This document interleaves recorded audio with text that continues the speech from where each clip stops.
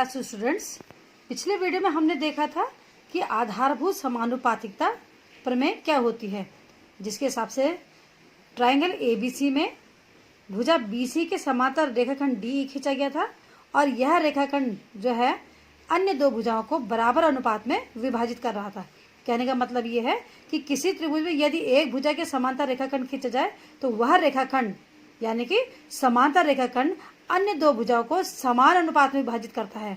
अब हम ये देखेंगे कि इसका विलोम भी उतना ही सत्य है या नहीं है। यानी कि यदि कोई रेखाखंड, अभी हम समांतर की बात नहीं कर रहे हैं, यदि कोई रेखाखंड किसी त्रिभुज में इस प्रकार से खींचा जाता है कि जो अन्य दो भुजाओं को बराबर अनुपात में विभाजित करता है तो वह रेखाखंड जो है पहली भुजा के समांतर होगा। देखिए, ये मैंने इसके विलोम में कहा है।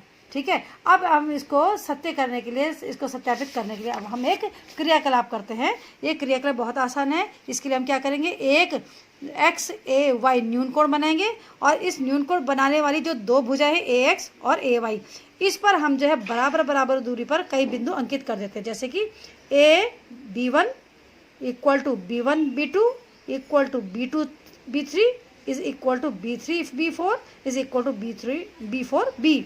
इसी प्रकार से दूसरी भुजा पे भी हम जो है बराबर बराबर दूरी पर कई सारे बिंदु अंकित कर देते हैं।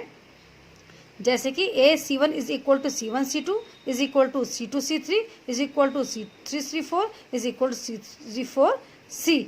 अब हम क्या करते हैं, इनमें से इन बिंदुओं में से, इस भुजा में से और इस भुजा में से जो है बिंदुओं को आपस में मिला देते हैं। जैसे B1 को हम C1 से मिलाएंगे और हम इस प्रकार से मिलाएंगे कि जो इस भुजा में अनुपात बन रहा है वही अनुपात इस भुजा में भी बनना चाहिए। यानी कि AB1 अनुपात B1B is equal to AC1 अनुपात C1C। B1 ratio B1B is equal to AC1 ratio C1C is equal to 1/4।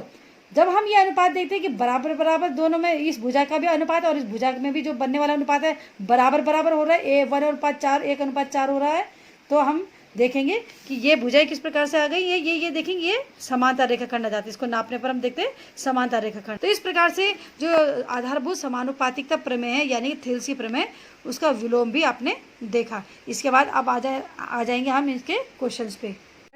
आधारभूत समानुपातिकता प्रमेय को समझने के पश्चात अब हम कुछ उदाहरणों को करते हैं।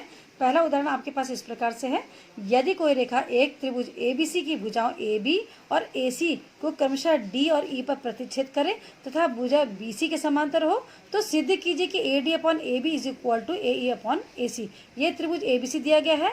त्रिभुज ABC में भुजा BC के समांतर रेखा D खींची गई है जो अन्य दो भुजाओं को D पर और E पर प्रतिच्छेद कर रहा है। हमें सिद्ध करना है कि AD/AB is equal to AE/AC। तो हम सबसे पहले लिखते हैं, चूंकि DE समांतर है BC के, इसलिए प्रमेय के द्वारा हम क्या जानते हैं कि इन दो भुजाओं का अनुपात बराबर इन दो भुजाओं का अनुपात, यानी AD/DB is equal to AE/EC। अब देखेंगे हम आगे क्या करने जा रहे हैं। हमें जो सिद्ध करना है उसको लाने के लिए हम सबसे पहले इसका हम रेसिप्रोकल कर देंगे, इसका व्युत्क्रम कर देंगे। तो व्युत्क्रम करने के पश्चात DB/AD is equal to EC/AE आ जाएगा। हम देखते हैं हमें जो सिद्ध करना है उसमें क्या आया है, देखेंगे AB आया है और AC भी आया है। AB यानी ये पूरी भुजा की नाप और AC मीन्स ये पूरी भुजा। तो ये पूरी भुजा तभी आएगी जब हम इन दो पोर्शन को यहाँ पे जोड़ेंगे और ये भुजा तभी आएगी जब हम AE और EC को जोड़ देंगे। तो इसको लाने के लिए हम क्या करेंगे, दोनों पक्षों में एक एक जोड़ने पर जब आप एक एक जोड़ देंगे तो क्या होगा, DB प्लस AD हो जाएगा। ये इधर जाएगा मल्टीप्लाई में, तो DB प्लस AD, तो DB प्लस AD मिलकर क्या बन जाएगा, AB बन जाएगा। इसको हम AB लिख देंगे, अपॉन में AD है। इसी प्रकार से राइट हैंड साइड में क्या होगा, जब हम +1 करेंगे तो EC प्लस AE हो जाएगा। EC प्लस AE मिलके क्या बनेगा, AC बन जाएगा। जिसको हम लिख देंगे AC अपॉन में AE आई हमारे पास राइट हैंड साइड में। अब देखते हैं हमें क्या सिद्ध करके लाना था, हमें लाना था AD/AB। देखेंगे ये हमारे पास वैसे ही है, लेकिन इसका देखेंगे ये रेसिप्रोकल है और इज इक्वल टू AC/AE और लाना क्या था हमें, AE/AC। तो हम क्या करेंगे, इसका रेसिप्रोकल कर देंगे, AD/AB is equal to AE/AC। इस प्रकार से हम जो है पहले नंबर के जो उदाहरण है इसको हम सिद्ध कर लेंगे। अब आपके पास उदाहरण नंबर 2 इस प्रकार से है। ABCD एक समलंब दिया गया है जिसमें जो है AB DC भुजा के समांतर है, बाकी जो ये दो भुजाएं AD और BC ये असमांतर भुजाएं हैं। ठीक है, तो हमें क्या करना है कि हमें ये दर्शाना है कि AE upon ED is equal to BF upon FC। देखेंगे AE कहाँ है, AE upon ED is equal to BF upon FC। अब देखेंगे हमें सिद्ध करने के लिए क्या करना पड़ेगा, एक छोटी सी रचना करनी है। आपने A से C को मिला देना है। ये देखेंगे, अब इसको मिलाने से क्या होगा, ये हमारे पास एक त्रिभुज तैयार हो जाता है, देख सकते हैं आप। और ये जो त्रिभुज तैयार हो रहा है इसके बाद एक और त्रिभुज, ये देखेंगे आप, ये ऊपर की ओर AC भी तैयार हो रहा है। इन दोनों त्रिभुज में क्या हो रहा है कि पहले वाले त्रिभुज में EG समांतर रेखाखंड है DC के, इसी प्रकार से दूसरे त्रिभुज में भी FG समांतर रेखाखंड है AB के। मैं आपको इसलिए बता रही हूँ कि इन समांतर रेखाखंडों का प्रयोग करके आप जो है थेल्स की प्रमेय पे आप यहाँ लगा सकते हैं। तो सबसे पहले हम इस त्रिभुज पे आ जाते हैं। इस त्रिभुज को देखते हैं हम क्या करेंगे, चूंकि EG समांतर रेखाखंड है DC के, तो हम क्या करेंगे, यहाँ देखेंगे यहाँ पे क्या हुआ है, चूंकि EG समांतर रेखाखंड है DC के, इसलिए इसकी जो अन्य दो भुजाओं का अनुपात समान होगा। तो AE upon ED is equal to AG upon GC। ये देखेंगे, ये समांतर रेखाखंड, तो AE upon ED is equal to AG upon GC, ये हमने लिख दिया है।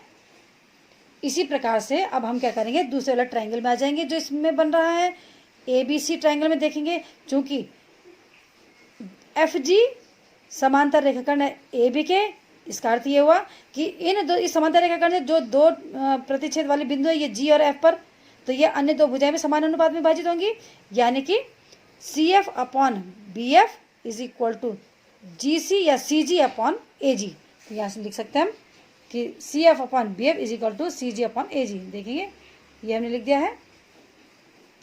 अब हम क्या करेंगे, जो पहले नंबर पे जो पहले त्रिभुज से हमें जो संबंध मिला था, इक्वेशन नंबर 1 बनी थी, और दूसरे वाले त्रिभुज से हमें जो ये इक्वेशन नंबर 2 बनी है, देखेंगे हमने इसको क्या करना है, इसको रिवर्स कर देना है। AG upon CG is equal to BF upon CF कर देना है। इन दोनों इक्वेशंस को आप मिलाएंगे, देखेंगे यहाँ पे क्या मिल रहा है, AG अपॉन GC इसमें भी है, AG अपॉन GC इसमें भी है, और AG अपॉन GC किसके इक्वल है, BF अपॉन FC के।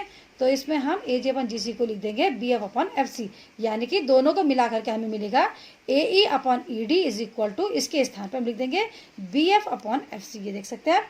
तो इस प्रकार से हमें जो है ये प्राप्त हो जाएगा। आपके उदाहरण नंबर 1 और उदाहरण नंबर 2 से आपको अब क्लियर हो गया होगा कि आधारभूत समानुपातिकता प्रमेय के सवालों को कैसे हल करना है। इसके बाद हम चलेंगे अगली एक्सरसाइज पे। स्टूडेंट्स, आधारभूत समानुपातिकता प्रमेय के उदाहरणों को देखने के पश्चात अब हम प्रश्नावली 6.2 के प्रश्नों को सॉल्व करते हैं। पहला प्रश्न इस प्रकार से है, आकृति 6.17 फर्स्ट और सेकंड में DE समांतर BC है। फर्स्ट में EC और सेकंड में AD ज्ञात कीजिए। स्टूडेंट्स, मैं आपके सामने इस प्रश्न 1 का फर्स्ट पार्ट करके दिखाती हूँ, सेकंड पार्ट को आपने उसी प्रकार से सॉल्व करना है। तो देखते हैं फर्स्ट पार्ट क्या है। चित्र आप देखते हैं, ट्रायंगल ABC दिया गया है, इसमें DE जो है इस BC के समांतर रेखाखंड खींचा गया है, और हमें ये कुछ नापें दी गई हैं। AD की नाप दी गई है 1.5 सेंटीमीटर, BD की नाप दी गई है 3 सेंटीमीटर, AE की नाप दी गई है 1 सेंटीमीटर, और हमें जो है AC की नाप ज्ञात करनी है। स्टूडेंट्स, आप जानते हैं कि आधारभूत समानुपातिकता प्रमेय के हिसाब से क्या होना चाहिए, यदि ये रेखाखंड इसके समांतर है तो इस भुजा में जो इस बिंदु के द्वारा बना गया जो अनुपात होगा, वही अनुपात इस बिंदु के द्वारा बनाया गया होगा। AD का अनुपात BD से जो होगा, वही अनुपात AE का EC से होना चाहिए, यानी कि AD अनुपात BD is equal to AE अनुपात EC। तो हम इस प्रकार से लिख देते हैं, AD अनुपात BD is equal to AE अनुपात CE। अब हम AD और BD के मानों को रख देते हैं 1.5 और BD की value of 3 is equal to AE का मान हमने 1 देखा था, उसमें दिया गया था 1 सेंटीमीटर, और हमें CE का मान ज्ञात करना है। हम जो है वज्र गुणा कर देते हैं CE को यहाँ 1.5 के साथ गुणा में ले आएंगे, 3 को 1 के साथ ले आएंगे।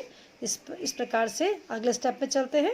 CE इज इक्वल टू 3 1 जा 3 और ये 1.5 इसके अपॉन में आ जाएगा यहाँ पे। इसके बाद पॉइंट हटाया, ऊपर 0 बढ़ाया, 30 हो गया ऊपर अंश में, हर में हो गया 15, 15 2 जा 30। तो आप देख सकते हैं CE की वैल्यू कितनी आ गई यहाँ पे 2 सेंटीमीटर। तो इस चित्र में जो है ये अनुपात समान बना रहे, इसका इससे अनुपात समान बना रहे, इसके लिए हमें यहाँ पे 2 सेंटीमीटर लिखना पड़ेगा। ठीक है, समझ में आ गया। 15 2 जा 30, पॉइंट हटा के ये 3 को 30 कर देंगे, 15 2 जा 30 और 1 2 जा 2, तो 2 2 का रेशियो आ जाएगा। देख लिया आप लोगों ने। इसके बाद अगला क्वेश्चन है, क्वेश्चन नंबर 2 पे आते हैं हम।